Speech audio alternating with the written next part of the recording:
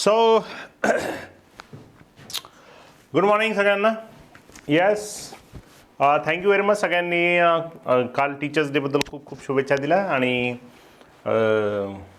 मी आपला खूप आभारी आहे. तुम्ही आम्हाला लक्षात ठेवलं.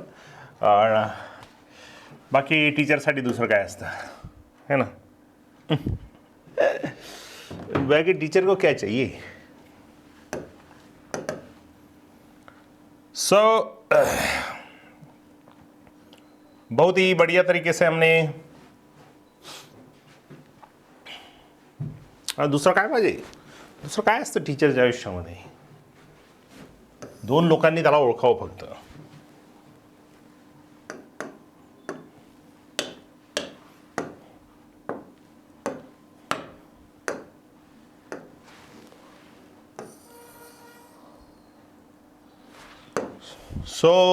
पिछले लेक्चर में हमने सारा बेसिक खत्म हमने थर्मोकेमिस्ट्री का पार्ट खत्म किया था.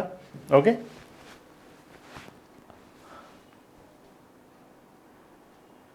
सर काल थर्मोडायनेमिक्स वर मोर देन 70 क्वेश्चंस केले विदाउट एनी ब्रेक. वाह, जबरदस्त जबरदस्त.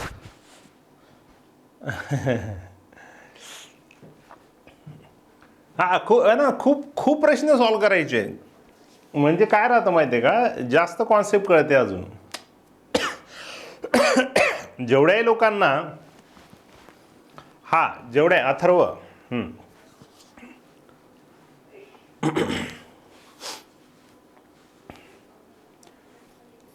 जेवढ्या लोकांना कुठलाही सब्जेक्ट किंवा कुठलाही चैप्टर मैंने कौन सा भी चैप्टर हो, कौन सा भी सब्जेक्ट हो, कौन सा भी कॉन्सेप्ट हो, कौन सा भी पॉइंट हो, वो अगर समझना है तो आप लोगों को उसके ऊपर ना क्वेश्चन सॉल्व करने पड़ते हैं. क्योंकि देखो कॉन्सेप्ट ना क्वेश्चन सॉल्व करने के बाद ही समझता है. बहुत सारे बच्चों को होता है कि यार नहीं समझता है, बहुत बार कॉन्सेप्ट समझाने के बाद भी नहीं समझता है. लेकिन उसको भी आप समझ सकते हो जब आप उसके ऊपर क्वेश्चन सॉल्व करते हो, है ना. आपका ये थिंकिंग लेवल बढ़ता है, आप ही उसको बराबर ठीक तरीके से उसको मतलब उस चीज़ को समझ सकते हो, अच्छे से कॉन्सेप्ट को समझ सकते हो. इसलिए एमसीक्यू की प्रैक्टिस बहुत करनी होती है. क्योंकि किसी भी स्टडी में या कॉम्पिटिटिव एग्ज़ाम में किसी भी चैप्टर में या किसी भी सब्जेक्ट में अगर मार्क्स लाने हो तो आप लोगों को उसके ऊपर बहुत सारे एमसीक्यू सॉल्व करने पड़ेंगे. ठीक है, तब तक नहीं होगा वो. कौन सी भी कॉम्पिटिटिव एग्ज़ाम ले लो, एमपीएससी यूपीएससी वाले जो जितने भी एग्ज़ाम हैं वो सिर्फ पढ़ के नहीं आते हैं. उसको है ना, उसको देखना भी पड़ता है कि किस तरीके से, है ना,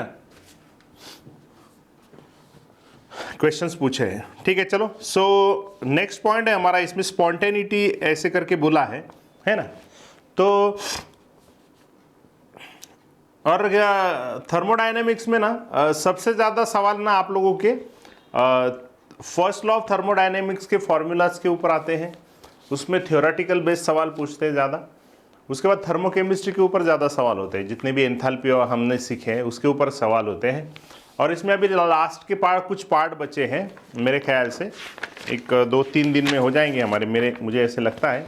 वैसे आपको पता है मैं 1-2 दिन बोलूँगा तो 1 दिन तो ज़्यादा ही लगेगा इसमें. ठीक है, फिर भी इसमें आपको एनसीईआरटी पढ़ने की अभी ज़रूरत नहीं है. इतना समझ लो. ठीक है, चलो. सो आगे बढ़ते हैं. एक स्पॉन्टेनिटी करके पॉइंट आप लोगों को दिया है ना. एनसीईआरटी निकाला सब लोगों ने, एनसीईआरटी निकाला. स्पॉन्टेनिटी करके पॉइंट है, लेकिन ना इस स्पॉन्टेनिटी पॉइंट के पहले हमें limitations of first law of thermodynamics देखने पड़ते हैं. Limitations of first law of thermodynamics.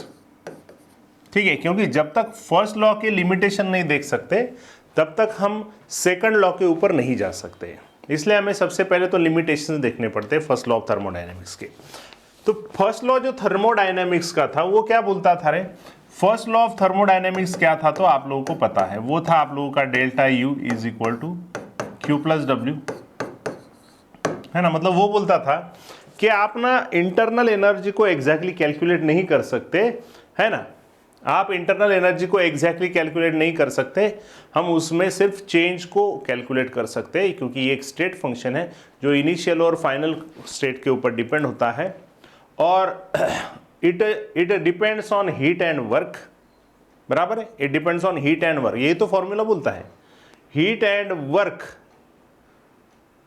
है ना, को मिला के बनती है इंटरनल एनर्जी। ठीक है, और इसमें हमने सीखे कि हीट लिया भी जा सकता है, दिया भी जा सकता है ना, मतलब it can be absorb, it can be release, work can be done on the system by the system, है ना, ये सारी चीजें हमने देखी है। ठीक है, ये एक जनरल फॉर्मूला है, बाकी आप लोगों को आपने हीट लिया है, दिया है, work done on the system है, बाय द सिस्टम है, वो आप कैलकुलेट कर सकते हो। लेकिन इस फर्स्ट लॉ ऑफ थर्मोडायनेमिक्स में कहीं पे भी आपको दे, है ना, जैसे कि हम इसमें पढ़ सकते हैं। ठीक है, हाँ, मेरे साथ भी पढ़ो आप। The first law of thermodynamics tales us about, चलो निकाला क्या सब लोगों ने, इस सेकंड निकाल ला करें। हाँ, the first law of thermodynamics tales us about the relationship between the heat absorb and the work perform on और बाय द सिस्टम। सही आहे. पेज नंबर विचारणारे, मला इतके राग येतो या पेज नंबर विचारणाऱ्यांचा, इतका राग आहे म्हणजे विचारू नका मला तुम्ही त्यांचं, म्हणजे कसे लोक आहे.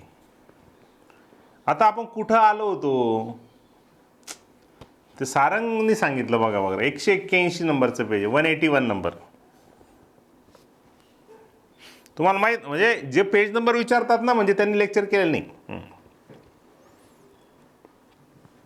मी सांगतोय स्पॉन्टेनिटी वाला पॉइंट आहे. 174 कोणती एनसीईआरटी रे, हे खूप तू जुन्या एनसीईआरटी चालत चालत आलेलं आहे का रे. 174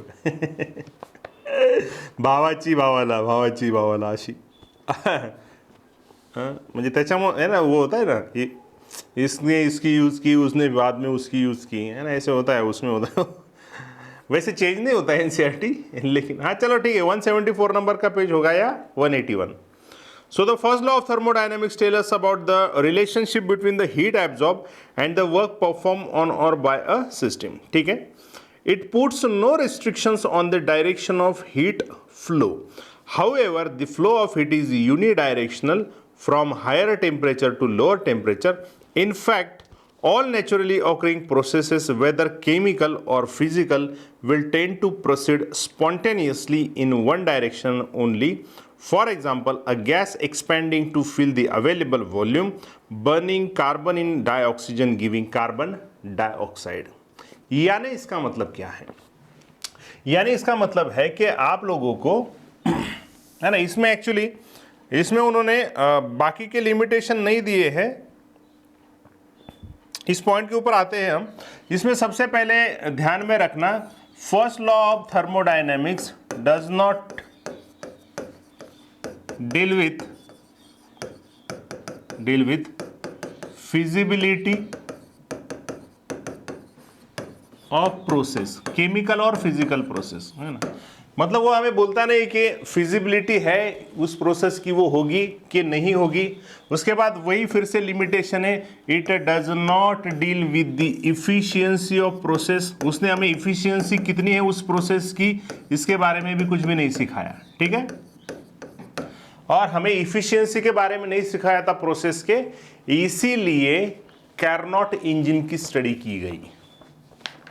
इसी के लिए कैरनॉट इंजन की स्टडी की गई, और उस इंजन से हमें इफिशियंसी ऑफ इंजन के बारे में पता चला. ठीक है, समझ में आया? Clear everyone? हमें फर्स्ट लॉ ऑफ थर्मोडायनेमिक्स ने फिजिबिलिटी नहीं बोला, मतलब है ना, वो होगी कि नहीं होगी, इफिशियंसी क्या है उस प्रोसेस की, हमें ये भी नहीं सिखाया. ठीक है, आपको मैंने अगर आपसे एक सवाल किया तो मुझे जवाब दो कि जो सेकंड लॉ ऑफ थर्मोडायनेमिक्स है वो आया कहाँ से, उसका बेसिक क्या है, क्या बोलोगे? है ना, फर्स्ट लॉ ऑफ थर्मोडायनेमिक्स का बेसिक क्या है?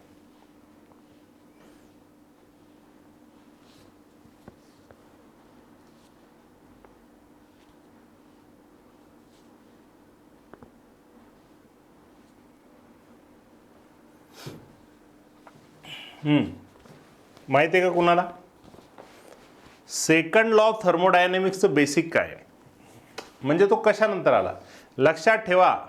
याच्यानंतर कुणी जर विचारलं, हा ते तर लिमिटेशन होते याचे है ना, तुम्ही जे सांगताय ना की we can't convert all heat into work done, हे याचे लिमिटेशन आहे ना फर्स्ट लॉ ऑफ थर्मोडायनेमिक्सचे. हीट फ्लो हे लिमिटेशन आहे याचं, ते बाकी दे. हां लक्षात ठेवा, Carnot engine is the basic of second law of thermodynamics. हां first law of thermodynamics second लॉचं बराबर है, ठीक है. अच्छा, उसके बाद है कि first law of thermodynamics does not deal with the spontaneity of process. Spontaneity of process, spontaneity of process means what, मतलब क्या है कि ये जो फिजिबिलिटी है, ये जो फिजिबिलिटी एंड स्पॉन्टेनिटी, ये वाले जो दो पॉइंट है ना, फिजिबिलिटी एंड स्पॉन्टेनिटी का मतलब क्या है, मतलब वेदर प्रोसेस विल, वेदर, ये मेनली दो पॉइंट आपको क्या बोलेंगे, ये बोलेंगे वेदर द प्रोसेस है ना, वो प्रोसेस कौन सा भी हो सकता है, वेदर द फिजिकल और केमिकल प्रोसेस है ना, कौन सा भी, वेदर फिजिकल और केमिकल प्रोसेस, कौन सा भी प्रोसेस है, केमिकल ले लो फिजिकल प्रोसेस ले लो, है ना, वेदर द प्रोसेस अकर्स और not.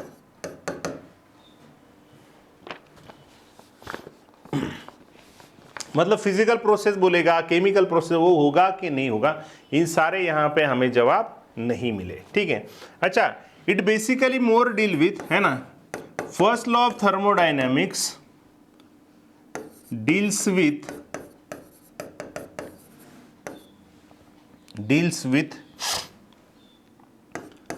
the transformation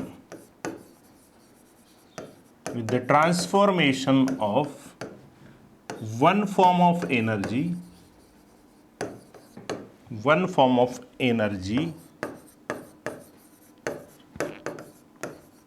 to other form of energy, है ना. आपको फर्स्ट लॉ ऑफ थर्मोडायनेमिक्स किसके साथ डील करता है, वो यही तो बोलता है कि भाई वन फॉर्म है ना, energy can neither be created not destroy, it can be converted from one form to another form. लेकिन ये एक फॉर्म से दूसरे फॉर्म में कन्वर्ट होते वक्त वो 100% कन्वर्ट होती है क्या, यही तो सवाल होता है ना.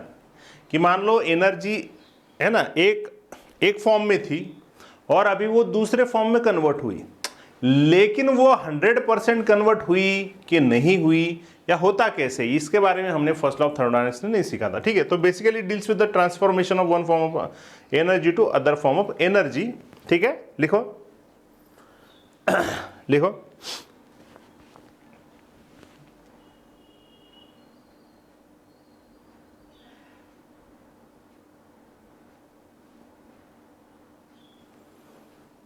है ना. बट है ना, आगे लिखता हूं, मेरे पास जगह नहीं है. But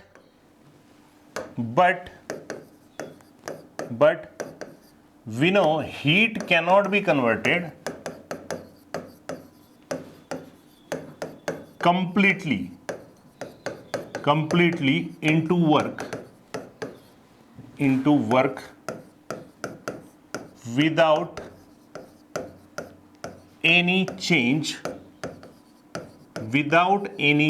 somewhere. आपको पता है ना कहीं पे तो आपका चेंज होने वाला है, कहीं ना कहीं पे चेंज तो होने वाला है, कहीं पे तो वेस्टेज होने वाला है हीट का, ठीक है. So but heat can be converted completely into work without any change somewhere, ठीक है. अभी आते हैं जो आपको एनसीईआरटी में जो पॉइंट बोला है उसके ऊपर. एनसीईआरटी मध्ये जो पॉइंट सांगितलाय त्याच्यावर आपण येऊ शकतो. हा पॉइंट मी ऑलरेडी तुम्हाला सांगितला की heat cannot be converted completely into 100%, but work can be converted into heat 100%. Varkala 100% आपण हीट मध्ये कन्वर्ट करू शकतो, बरोबर आहे, ठीक आहे.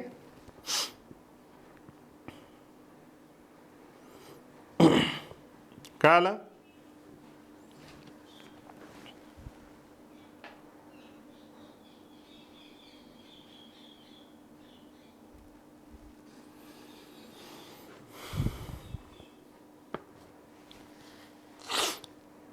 तो यहां पे आपको बोला गया है कि first law of thermodynamics tells us about the relationship between the heat absorb and the work perform on और by a system. It puts no restriction on the direction of heat flow, है ना. It puts no restrictions on क्या बोला है, on the direction of heat flow, on the direction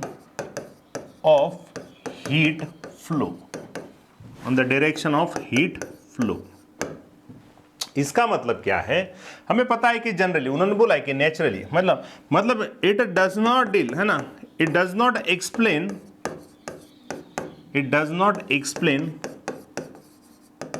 heat can be flow from low temperature to high temperature. मतलब हमें पता है कि भाई नेचुरली ऑकरिंग प्रोसेसेस जो है या नेचुरली ऐसे ही होता है कि भाई high temperature to low temperature ही जनरली रिएक्शन जाते हैं, या कोई भी process high temperature to low है ना टेम्परेचर ही जाते हैं. लेकिन heat can be flow from low temperature to high temperature, ये चीज के ऊपर थोड़ा रिस्ट्रिक्शन है. मतलब उस डायरेक्शन का है ना, ये जो डायरेक्शन है वो उन्होंने एक्सप्लेन नहीं किया. क्या लगता है आप लोगों को, क्या हो सकता है, क्या लगता है आप लोगों को? जरा सोचो ना, जरा सोचो. मुझे बोलो पानी ऊपर से नीचे जाता है, पानी ऊपर से नीचे जाता है ना. क्या हम पानी को नीचे से ऊपर भी लाते हैं?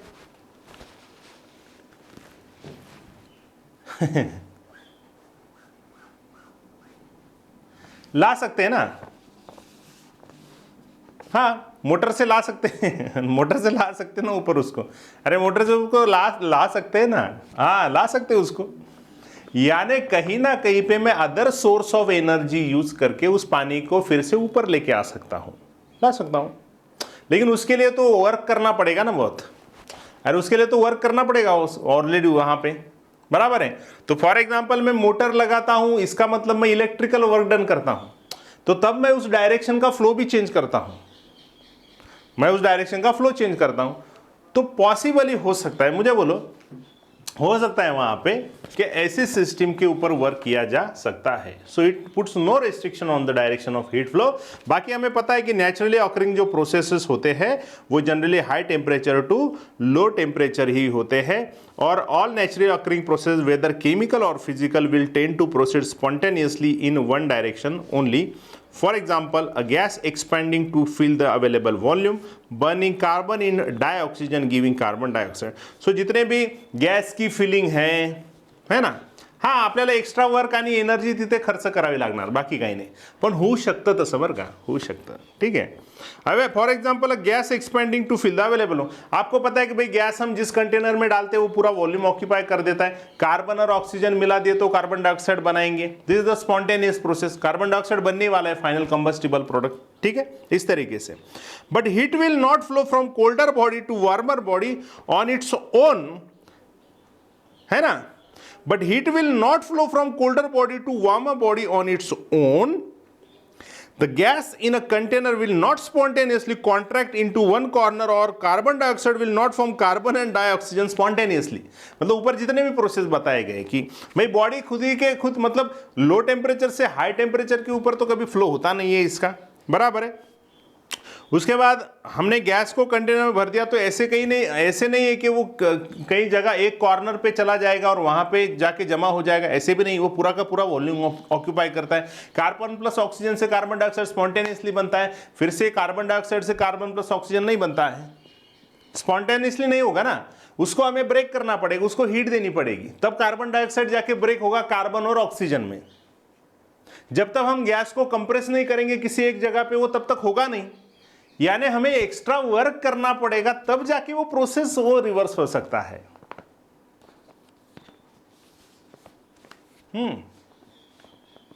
हाँ, जैसे कंप्रेसर है. Yes, very good. फ्रिज में कंप्रेसर होता है जिसमें हीट कूल्ड से है ना, कूल्ड मतलब लो टेम्परेचर से हाई टेम्परेचर पे होता है। आपने फिजिक्स में भी आप लोगों को ये सारी चीज़ें सिखाई होंगी उन्होंने, ठीक है। चलो मैं वो ज़्यादा फिजिक्स की बात नहीं करता वहाँ पे, ठीक है, लेकिन इसके लिए आपको हीट पंप, रेफ्रिजरेटर, ये सारे के सारे एग्जाम्पल आप लोगों को पता है इसके, ठीक है। हमें इसमें दिया नहीं है, इसलिए हम पढ़ेंगे नहीं उसमें इस आईटी में, ठीक है। हाँ, अच्छा, these and many other spontaneously occurring changes show unidirectional change.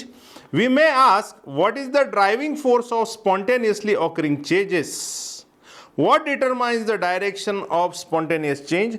In this section, we shall establish some criteria for these processes, whether these will take place or not. बस इसी सारे जितनी भी बराबर है ना। इसी वजह से आपने अगर फ्रिज का डोर ओपन रखा तो वो आप लोगों का जो रूम है वो थोड़ी देर बाद गर्म हो जाएगा, ठीक है। In this section we shall establish some criteria for this process whether this will take place or not. म्हणजे आता इथून पुढे आपण काय शिकणार आहे, म्हणजे इथून पुढे आपला कशावर फोकस राहणार आहे, हे झालं संपलं, लिमिटेशन संपला। आपला जो फोकस राहणार है ना, आपला जो फोकस राहणार है तो कशावर राहणार है, प्रोसेस होगा कि नहीं होगा,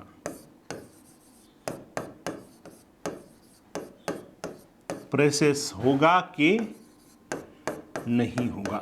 इथून पुढचा जेवढा पण चॅप्टर राहिला आहे, इथून पुढचा जोही चॅप्टर राहिलेला आहे तो आपल्याला एवढंच सांगणार, प्रोसेस होगा के नहीं होगा, तो एवढंच आपल्याला सांगणार याच्यानंतर, लक्षात ठेवा, ठीक आहे। प्रोसेस होगा के नहीं होगा, याच्यासाठी आपल्याला एक नवीन टर्म शिकायची आहे। हा स्पॉन्टेनिटी आणि स्पीड मध्ये काही फरक नाही तसा, ठीक है, ओके, हो गया। इथून पुढचा आपला फोकस तोच असणार आहे, प्रोसेस होगा के नहीं होगा, ओके। सो उसके लिए हमें क्या करना है, let us first understand what do we mean by spontaneous reaction और चेंज। यानी हमारा अभी पॉइंट आ चुका है स्पॉन्टेनिटी वाला, अभी हम सीखेंगे स्पॉन्टेनिटी, मतलब प्रोसेस इजीली हो रहा है कि नहीं हो रहा है, ठीक है। Let us first understand what do we mean by spontaneous reaction और change. You may think by your common observation that spontaneous reaction is one which occurs immediately when contact is made between the reactants। आपको पता है कि why reactions occurs, why reaction occurs, reaction क्यों होते हैं आपको पता है क्या, मुझे बोलो ना। आपको पता है कि किसी भी केमिकल रिएक्शन पे में एक जगह है ना होते हैं रिएक्टेंट्स, और रिएक्टेंट्स से बनते हैं प्रोडक्ट्स। तुम्हाला माहित आहे का ही रिएक्टंट पासून प्रोडक्ट कधी का बनतात, याचं बेसिक रिझन तुम्हाला माहित आहे का बनतात रिएक्टंट पासून प्रोडक्ट। बिकॉज एक तो है, इसका मतलब है आपका प्रोडक्ट स्टेबल है, इस वजह से बनता है। ये तो उसका मैकेनिज्म हो गया, वो तो उसका मैकेनिज्म हो गया ना, ये तो उसका मैकेनिज्म हो गया। क्या इस रिएक्टेंट की जनरली एनर्जी हाई होती है? वेरी गुड, किसने बोला रे अभी, किसने बोला? Very good Atharva, very good. क्या रिएक्टेंट्स की एनर्जी हाई होती है? Very good. और क्या प्रोडक्ट्स की एनर्जी लो होती है? Very good. रिएक्टंटची एनर्जी जास्त असते, प्रोडक्टची एनर्जी कमी असते, म्हणून तो स्टेबल असतो, कारण तो एनर्जी रिलीज करतो जनरली, है ना। तो होता यूं है कि रिएक्शन होते क्यों है, बिकॉज प्रोडक्ट्स आर स्टेबल, है ना, ठीक है, because products are stable, they are having low energy, this is the simple logic, ठीक है, okay. Now take the case of combination of hydrogen and oxygen. These gases may mix at room temperature and left for many years without observing any perceptible change. Although the reaction is taking place between them, it is at an extremely slow rate. It is still called spontaneous reaction. So spontaneity means having the potential to proceed without the assistance of external agency. मतलब क्या है?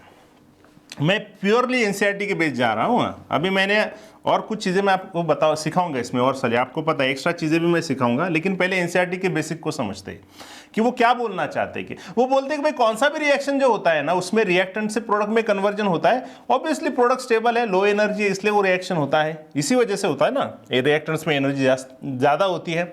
वो बात करते हैं कि for example hydrogen और oxygen का केस लिया मैंने, हाइड्रोजन और ऑक्सीजन का केस लिया, तो इससे फॉर एग्जाम्पल H2O बनेगा, ठीक है, जो भी है।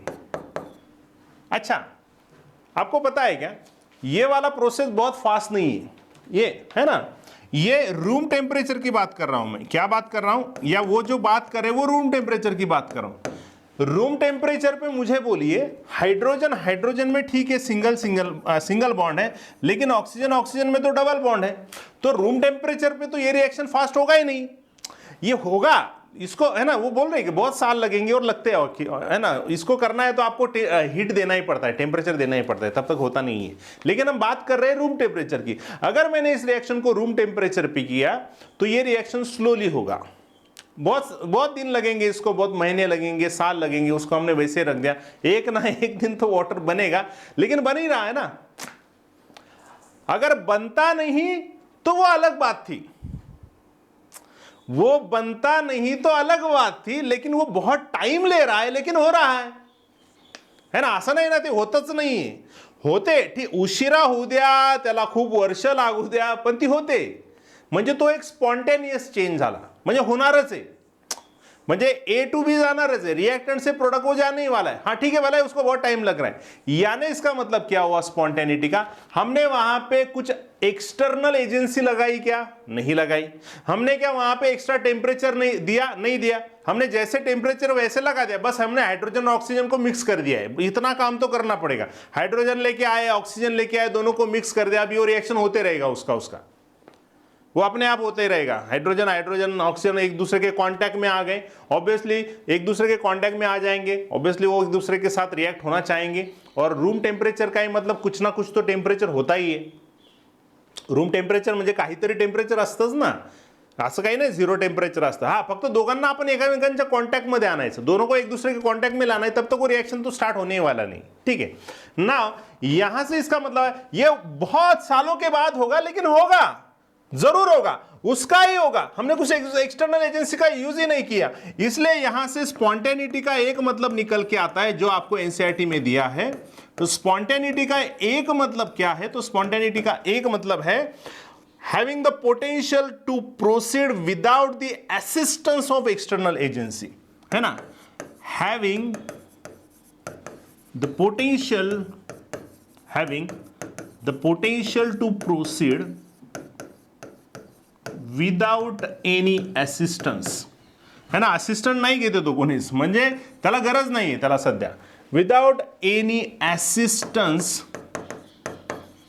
Of external agency. स्पॉन्टेनिटीचे बरेच डेफिनेशन तुम्हाला मिळतील, पण त्याच्यामधली जी एनसीईआरटी मध्ये अतिशय छान दिलेली जी डेफिनेशन आहे ती ही आहे ना, त्या प्रोसेस हॅव्हिंग द पोटेंशियल म्हणजे कोणाचं रे, त्या प्रोसेसचं पोटेंशियल है, उस प्रोसेस का पोटेंशियल है कि वो विदाउट एनी एक्सटर्नल एजेंसी का यूज करते हुए वो जा रही है। हाई टेम्परेचर, सर ऐसा क्या होता है कि वो बिना हाई टेम्परेचर के रिएक्ट हो रहे हैं? अरे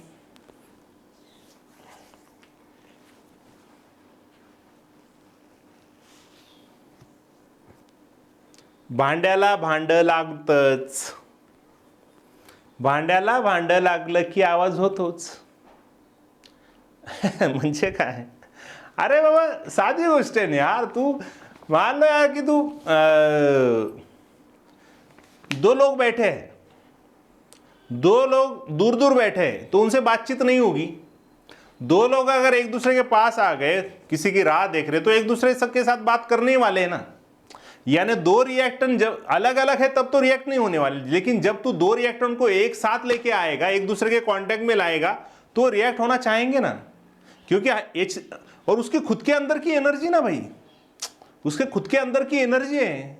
हाँ, उस एनर्जी की वजह से या जो रूम टेम्परेचर है, हो सकता है वहां पे टेम्परेचर बढ़ेगा कम होगा, जो भी उस वक्त रूम टेम्परेचर होगा, लेकिन ऐसे थोड़ी कि टेम्परेचर माइनस में होगा, है ना। हाँ, ऐसे जगह पे जाओ तुम माइनस में टेम्परेचर है, वहां पे रिएक्शन तो होगा ही नहीं इजीली। हाँ, मतलब ये नेचुरली रिएक्शन में बोल रहा हूं, मैं बहुत लो टेम्परेचर की बात नहीं कर रहा यहाँ पे, ठीक है। हाँ, समझ लो मुन तो ओके, चलो हो गया। Now, however, it does not tell about the rate of reaction or process. Another aspect of spontaneous reaction or process, as we see, is that this cannot reverse their direction on their own. म्हणजे हे स्वतः, आता मला सांगा, ही reaction, ये reaction फिर से ऐसे हो रहा है क्या? ये स्पॉन्टेनियस है क्या? चलो ठीक है, ये एक स्पॉन्टेनियस है, मान लो देर से हो रहा है लेकिन हो रहा है। ये इधर का प्रोसेस स्पॉन्टेनियस है, नो प्रॉब्लम। लेकिन क्या यहां से यहां जाने वाला प्रोसेस स्पॉन्टेनियस होगा कभी? हायड्रोजन त्याच्यातच तुटणार का? नाही, त्याला आपल्याला एक्सटर्नल एजेंसीचा यूज करावा लागणार, म्हणजे लागणारच। मतलब हाइड्रोजन प्लस ऑक्सीजन वाटर बनेगा, ठीक है, बहुत टाइम लगेगा, वो स्पॉन्टेनियस प्रोसेस है। लेकिन वाटर से फिर से स्टोर O2 बनना है, तो आप लोगों को ये वाला जो प्रोसेस है वो नॉन स्पॉन्टेनियस है, वो नॉन स्पॉन्टेनियस है। क्लियर? हाँ, इसके लिए तो टेम्परेचर लगेगा ही भाई, बिना टेम्परेचर के थोड़ी कुछ होगा।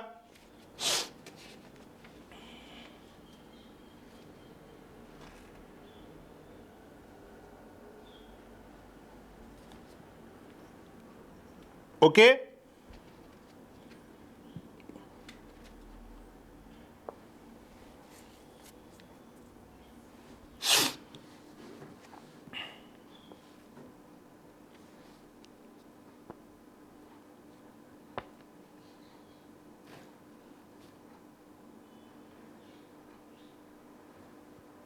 Clear everyone? हाँ, वो क्यों ब्रेक होगा ना। हाँ, कौन है वो न्यू लेसन है क्या सर? याच्या घराजवळ कोण राहतं रे? याला इतके फटके द्या सगळ्यांनी मिळून। न्यू लेसन आहे का सर? उठ मित्रा, जागा हो, समाजाचा धागा हो। ये उठे नहीं, ये नींद से ना उठने वाले लोग हैं।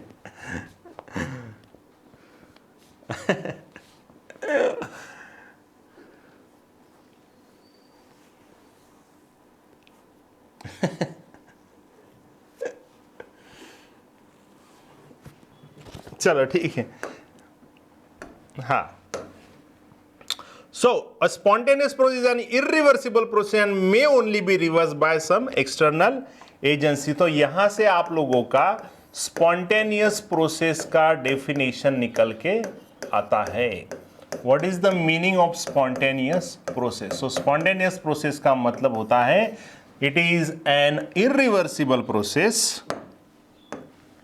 it is an irreversible process। आतापर्यंत आपण काय शिकलो? आतापर्यंत आपण हे शिकलो की बरे है ना, बहुत सारे एग्जाम्पल ऐसे हैं, हाँ, बहुत सारे ऐसे एग्जाम्पल है कि जिसमें ए से बी होता है रिएक्शन, लेकिन बी से ए होने के लिए आपको एक्सटर्नल एजेंसी का यूज करना ही होता है।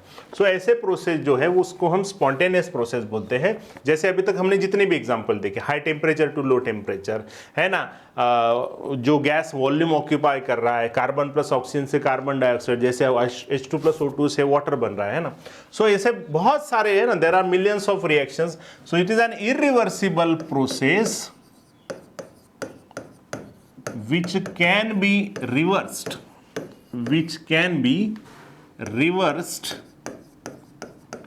using external agency। तुमचं फिजिक्स मध्ये हे झालंय का रे? हा, आणि मी वैभव नाव घेतलं म्हणून बरेच 4-5 वैभव असतात, मग कोणाला कळतच नाही कोणाचं नाव घेतलं, म्हणजे कोणाला वाईट वाटायचं कामच नाही ना। तो एक इरिवर्सिबल प्रोसेस होता है spontaneous process, which can be reversed by using external agency. ठीक है, अच्छा, मेरा एक सवाल था, क्या आप लोगों को फिजिक्स में ये हुआ है कार्नोट इंजन, हीट पंप, तो वो रिजर्वायर वगैरह सब सिखाएगा आप लोगों को? हुआ है ना? अच्छा ठीक आहे, अच्छी बात आहे. हे सगळ्यांना शिकवलंय, फक्त आता वैभव बी कोण आहे? हा कॅरनॉट इंजिन वगैरे असेल ना तुम्हाला, बस तेवढं जरी असेल तरी खूप झालं. बाकीची काही गरज नाही तुम्हाला, बाकीची काही गरज नाही, बाकीच्या गोष्टींची एवढी काही गरज नाही तुम्हाला. येस येस येस, हो बाकीच्या गोष्टींची काही गरज नाही एवढी. ठीक है, चलो समझ में आया सब लोगों को अभी तक का? हम क्यों सीख रहे हैं? हमें फर्स्ट लॉ ऑफ थर्मोडायनेमिक्स ने ये बातें सिखाई नहीं है. म्हणजे काय माहिती आहे का बाळांनो, टेम्परेचर हाई टू लो ही फ्लो होता है, ये यूनिडायरेक्शनल फ्लो है. क्यों है? बिकॉज ये एक स्पॉन्टेनियस चेंज है, बिकॉज ये एक स्पॉन्टेनियस चेंज है. High temperature to low temperature generally ऐसे ही होता है, हॉट बॉडी से कोल्ड बॉडी टेम्परेचर जाता है without the use of external agency, without the use of external agency, but it can be reversed by using external agency. That is, तो जो limitation है वो हमें कुछ नहीं बोल रहा है, वो प्रोसेस होगा कि नहीं होगा, है ना, और हो रहा है तो उसकी इफिशियंसी कितनी है, ये कुछ भी हमें वो बोलता नहीं, कुछ भी नहीं सिखाता हमें वो. इसलिए हमें ऐसे कॉन्सेप्ट की जरूरत थी, इसलिए हमें ऐसे कॉन्सेप्ट की जरूरत है कि वो हमें बोले कि भाई ये प्रोसेस क्यों होगा, ये होगा तो इसकी एफिशिएंसी क्या होगी. ये सारी चीजें अगर हमें सीखनी है तो उस लिमिटेशन के बाद आया था सेकंड लॉ ऑफ थर्मोडायनेमिक्स. उस चीजों को, सारी चीजों को हमें ना वो एक्सप्लेन कर रहा था, उस सारी चीजों को हमें वो एक्सप्लेन कर रहा था.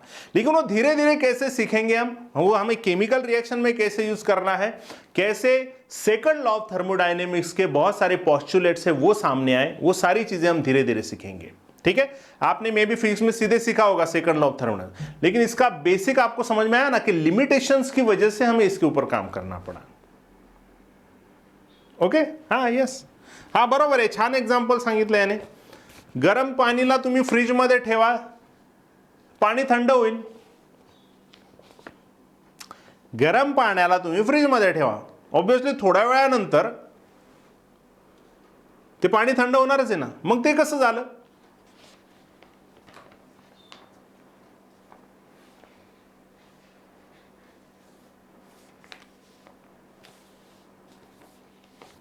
काहीतरी वर्क केलं ना, वर्क झालं ना तिथे काहीतरी.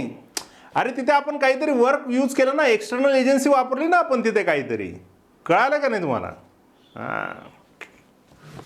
असं आहे ते ना. आणि तू कोणीतरी आता मला सांगितलं बरं का, जबरदस्त, वेरी गुड, वाह.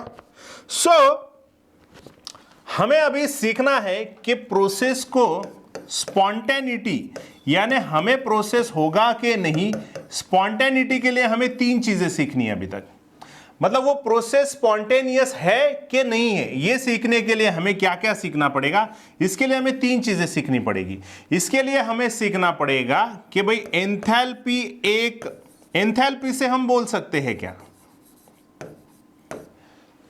उसके बाद आप लोगों को एक कॉन्सेप्ट आएगा एंट्रोपी. एंट्रोपी से हम बोल सकते हैं क्या, एंट्रोपी को हम एस से डिनोट करते हैं. अगर मुझे प्रोसेस को स्पॉन्टेनियस है कि नहीं ये सिखाना है ना, सही है ना, तो मुझे देखना पड़ेगा. मैं एंथैल्पी से बोल सकता हूं क्या कि रिएक्शन स्पॉन्टेनियस है.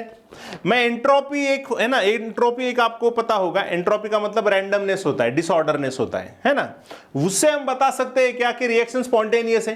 म्हणजे असतं ना की यार हाँ इससे बता सकता हूं कि मैं रिएक्शन स्पॉन्टेनियस है. तो क्या एंथैल्पी डिसाइड करेगा क्या कि रिएक्शन स्पॉन्टेनियस है? क्या एंट्रोपी डिसाइड करेगा रिएक्शन स्पॉन्टेनियस है? और लास्ट में सीखेंगे गिब्स फ्री एनर्जी. क्या जी आपको एक्सप्लेन करेगा कि वो प्रोसेस एक स्पॉन्टेनियस प्रोसेस है. तीनों चीजों में से कौन सा ऐसा कॉन्सेप्ट है जो हमें क्लियरली बोलेगा कि हां भाई आप ये देखो और इससे हम बोल सकते हैं कि रिएक्शन स्पॉन्टेनियस है, बस फाइनल. तो क्या ये मुझे जरूरी है, क्या ये मुझे जरूरी है, और क्या मुझे फाइनली ये जरूरी है? तो हम सब लास्ट में सीखने वाले हैं कि ये भाई साहब सबसे इंपॉर्टेंट है, जो हमें एक्चुअली बोलते हैं कि रिएक्शन स्पॉन्टेनियस है कि नहीं है. ये इन दोनों का इस्तेमाल करके ये जरूरी है, ये जरूरी है, लेकिन इसमें एक्सेप्शंस आते हैं. लेकिन इसमें कोई एक्सेप्शन नहीं है। ये फाइनली हमें बोलता है कि भाई वो रिएक्शन स्पॉन्टेनियस है।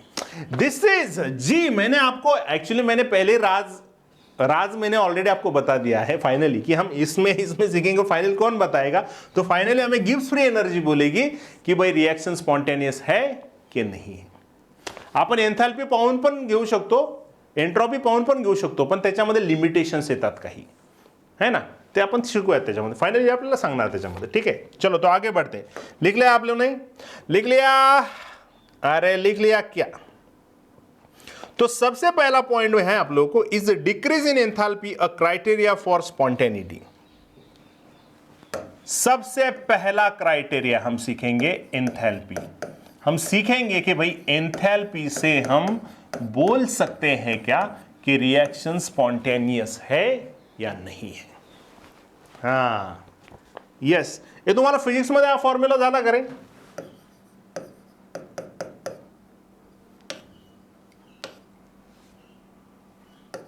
डेल्टा जी, ये मैंने नहीं बताया होगा। Delta G equal to delta H minus T into delta C, physics में है क्या फॉर्मूला? है ना? हाँ, बस इसी फॉर्मूला के ऊपर आने वाले हम लास्ट में, और ये फॉर्मूला आया मतलब हमारा चैप्टर खत्म हो गया। ठीक है। So if we examine the phenomenon like flow of water down, हाँ चलो अभी पढ़ो मेरे साथ। यस, हाँ मी तुम्हाला इक्विलिब्रियम मध्ये सांगितलं होतं ना, इक्विलिब्रियम चॅप्टर मध्ये घेतलंय, delta G equal to delta H minus T into delta S, आणि नंतर delta G is equal to -2 है ना 2.303 into NRT into log KP, है ना, त्याच्यामध्ये आपण मी सांगितलं तुम्हाला थर्मोडायनेमिक्सच्या याच्यामध्ये, ठीक है। इफ वी एग्जामिन, चलो अभी पढ़ते हैं, if you examine the phenomenon like flow of water down hill और fall of stone on to the ground, है ना, मान लो आपको पता है कि जो वाटर ऑफ फ्लो है ऊपर से नीचे, या हम कोई स्टोन फेंकते हैं ऊपर से नीचे, right, we find that there is a net decrease in potential energy in the direction of change. हे तर तुम्हाला खूप जास्त माहिती आहे, फिजिक्समध्ये मला असं वाटतं तुमची सुरुवात इथूनच होत असते की कोणतीही बॉडी ज्यावेळेस वरच्या लेवलला असते, कोणतीही बॉडी वरच्या लेवलला असते, ती ज्यावेळेस खाली येते तर त्याची पोटेंशियल एनर्जी ही इथे जास्त असते ना, इथे जास्त असते, आणि खाली आल्यानंतर त्याची जी पोटेंशियल एनर्जी असते ती लो असते। हे कोणाला माहित नाही, आता लहान मुलांना सुद्धा माहिती आहे आजकालच्या, ठीक आहे। So by analogy we may tempted to state that a chemical reaction is spontaneous in a given direction because decrease in energy has takes place as in the case of exothermic reaction. यानी इसका मतलब क्या है मेरे प्यारे बच्चों? सबसे पहला है कि इफ, हमें पता है if delta H is negative, यानी अगर आपका प्रोसेस एक्सोथर्मिक है, एक्सोथर्मिक प्रोसेस है, इसका मतलब क्या होता है?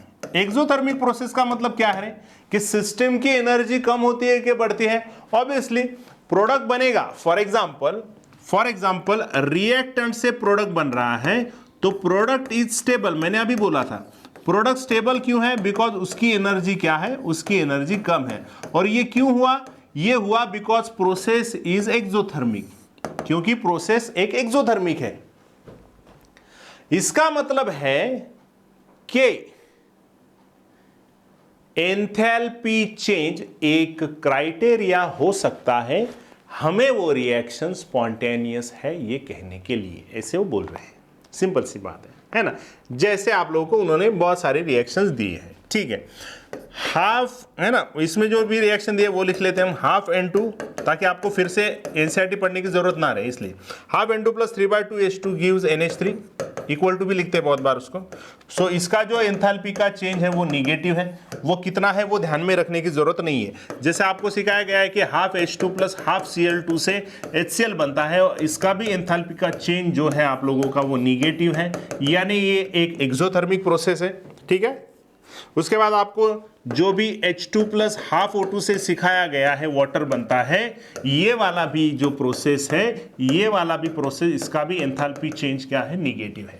यानी इसका मतलब है कि एंथैल्पी चेंज एक क्राइटेरिया है, ठीक है। Clear everyone? Clear everyone? यानी अमोनिया एंथैल्पी ऑफ फॉर्मेशन है ना, ये, अरे ये एंथैल्पी ऑफ फॉर्मेशन है ना अमोनिया की, ये enthalpy of formation of HCl है, ये enthalpy of formation of water है। ही एंथॅल्पी ऑफ फॉर्मेशन आपण म्हणतो ना, एंथॅल्पी ऑफ फॉर्मेशन कशी आहे, एक्झोथर्मिक प्रोसेस आहे असं म्हणतो ना आपण, एक्सोथर्मिक प्रोसेस ऐसे बोलते हैं। लेकिन क्या उसमें एक्सेप्शन भी था कुछ, मैंने आपको बोला था, हाँ ठीक है भाई, एंथैल्पी ऑफ फॉर्मेशन 99% केस में एक्सोथर्मिक है, लेकिन कुछ ऐसे प्रोसेस है जो होते हैं लेकिन वो उसका जो एंथैल्पी का चेंज है वो पॉजिटिव है, यानी वो एंडोथर्मिक प्रोसेस है। F2N2 आलं का, आले ना ते रिएक्शन, हे लिहिलं का रे? The decrease in enthalpy in passing from reactant to product may be shown for any exothermic reaction on an enthalpy diagram as shown in figure 6.10a। ठीक है, आप लोगों को उसमें जो ठीक है जो भी आपको ग्राफ दिया है वो तो समझ में आ जाएगा इजीली। ठीक है, आपको इसका ग्राफ दिया है फॉर एग्जांपल, ठीक है, ग्राफ भी निकाल लेते हैं। ग्राफ आपको कुछ इस तरीके से दिया है, उन्होंने इस साइड में एंथैल्पी लिया है, एंथैल्पी लिया है, और इस साइड में रिएक्शन कोऑर्डिनेट लिए हैं। क्या लिए हैं? इस साइड में रिएक्शन कोऑर्डिनेट लिए हैं। ठीक है, देखते हैं, और आपको इसमें एंथैल्पी का चेंज सिखाया है। ठीक है, अभी आपको पता है कि जो रिएक्टेंट की एंथैल्पी है, रिएक्टेंट की हीट है, रिएक्टेंट की हीट ज्यादा होती है और प्रोडक्ट की हीट कम होती है, आपको पता है। ठीक है, क्लियर एवरीवन? और इसमें जो आप लोगों को, ठीक है, इसमें जो आपका हीट का चेंज है, इसमें जो आपका हीट का चेंज है और वो एंथैल्पी ऑफ रिएक्शन है ना, फॉर एग्जांपल निगेटिव है, ऐसे मानते हैं, मतलब ये एक एक्सोथर्मिक प्रोसेस है। ठीक है, जो भी दिया है आप लोगों को, ये एक एक्सोथर्मिक प्रोसेस है। ठीक है, बस, बाकी कुछ नहीं है। मतलब इसमें ऑब्वियसली क्या होगा रे, enthalpy of reactant is more than enthalpy of product. हे बरोबर आहे का रे? रिएक्टंटची एंथैल्पी जास्त असेल आणि प्रोडक्टची कमी असेल तेव्हाच तुमचा डेल्टा एच निगेटिव्ह येणार का? कारण आपण शिकलो याच्यामध्ये एंथैल्पी ऑफ रिएक्शन, अगर एंथैल्पी ऑफ फॉर्मेशन दिया है तो summation of enthalpy of formation of products minus summation of enthalpy of formation of reactant असतं। और अगर रिएक्शन का एंथैल्पी का फॉर्मेशन का चेंज ज्यादा है, यानी इसका मतलब है कि आपका जो चेंज आएगा, अगर मैं एंथैल्पी ऑफ रिएक्टेंट ज्यादा बोलता हूं, यानी जो आपका एंथैल्पी का चेंज आएगा वो निगेटिव में आएगा। वेरी सिंपल, रिएक्टेंट की एंथैल्पी ज्यादा मतलब ऑब्वियसली एक्सोथर्मिक प्रोसेस, और अगर इसका मतलब क्योंकि इवॉल्व होगा ना, और अगर प्रोडक्ट की ज्यादा एनर्जी रिएक्टेंट की कम है, यानी ऑब्वियसली इसका मतलब है रिएक्टेंट एनर्जी को एब्जॉर्ब करेगा। ली चैटलियर प्रिंसिपल, ली चैटलियर प्रिंसिपल, जिस साइड में एनर्जी कम है उस साइड में एनर्जी ज्यादा एब्जॉर्ब होगी। ये दिलेला नाही आहे कुठं, पण ना अप्लाय होतो हा ली चैटलियर प्रिंसिपल। ये कहीं पे बोला नहीं गया कि हाँ हम यहाँ पे ली चैटलियर प्रिंसिपल भी अप्लाई कर सकते, लेकिन ली चैटलियर प्रिंसिपल यही तो बोलता है जिस साइड में जो चीज़ कम है उस साइड में बढ़ा दो, और वो सिस्टम बढ़ाती है खुद, तभी वो जाके स्टेबल हो जाएगी। ठीक है, क्लियर एवरीवन? चलो ये पॉइंट को सिर्फ खत्म करते हैं 2 मिनट में। So the decrease in enthalpy in passing from reactant to product में शोन फॉर एक्सोथर्मिक रिएक्शन। ठीक है, thus the postulate that driving force of for a chemical reaction may be due to decrease in energy sounds reasonable as the basis of evidence so far. यानी इसका मतलब क्या है?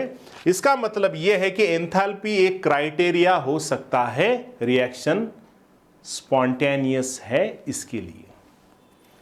क्या बोला? Enthalpy एक इंपॉर्टेंट क्राइटेरिया है जो बोल सकता है कि रिएक्शन स्पॉन्टेनियस है अगर वो रिएक्शन एक्सोथर्मिक है तो। यानी इसका मतलब हम बोलेंगे कि अगर डेल्टा एच पॉजिटिव है तो रिएक्शन एंडोथर्मिक है, और एंडोथर्मिक प्रोसेस है तो रिएक्शन कैसा होना चाहिए? रिएक्शन कैसा होना चाहिए? Reaction should be non spontaneous, reaction should be non spontaneous, reaction should be non-spontaneous. But now let us examine the following reactions. Let us examine the following reactions. कौन से रिएक्शन रे?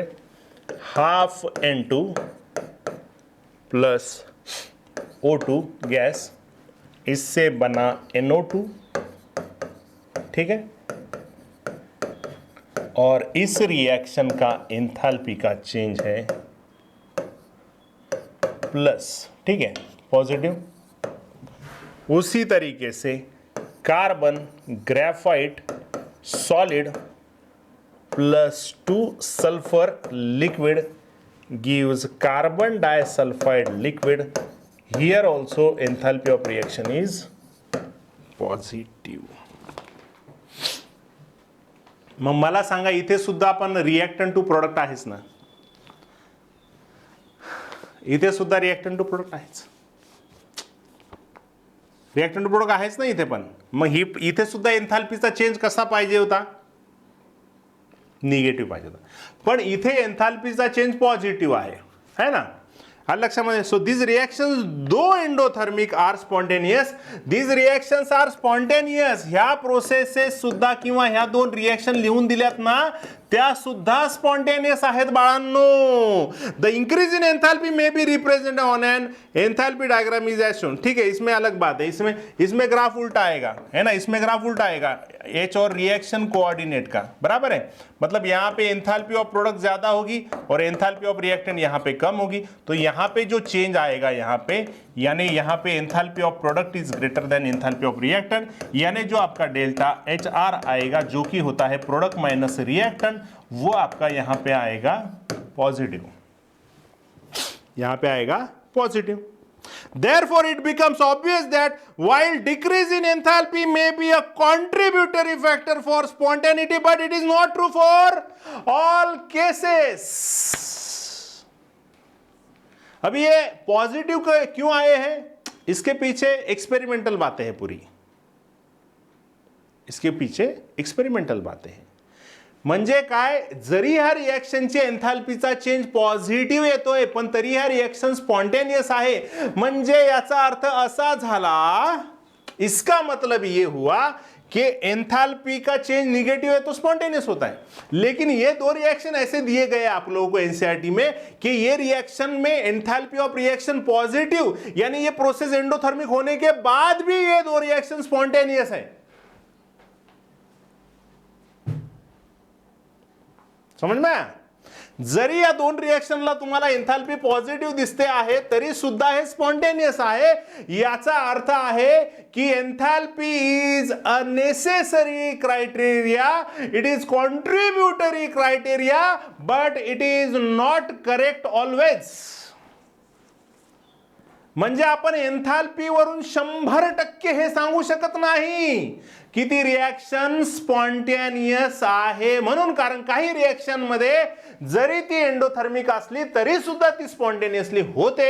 यानी इसका मतलब है मेरे प्यारे बच्चों, लास्ट सेंटेंस लिख लेंगे क्या, कि enthalpy is a contributory criteria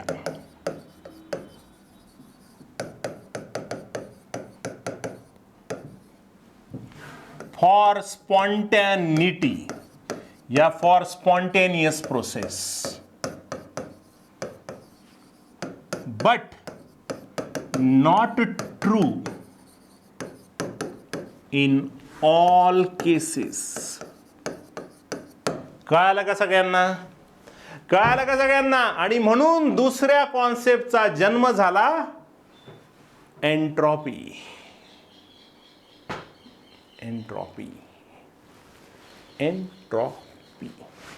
म्हणून आपल्याला दुसरा फॅक्टर बघणार, आणि दुसरा फॅक्टर पण तसाच आहे, तो कॉन्ट्रीब्युटरी आहे पण सगळ्यात ट्रू नाहीये. म्हणून आपल्याला तिसरा फॅक्टर आला ज्याला आपण म्हणणार गिब्स फ्री एनर्जी. तो फायनल क्राइटेरिया, त्याच्यावरून आपण श्योरली सांगू शकतो. आणि मग याच्यानंतर कसं है, और इसके बाद कैसे सेकंड लॉ ऑफ थर्मोडायनेमिक्स आया उसके बारे में सीखते हैं. ठीक है, तो मिलते हैं कल के लेक्चर में. तब तक सब लोगों को गुड बाय, नमस्ते, take care, bye bye bye bye.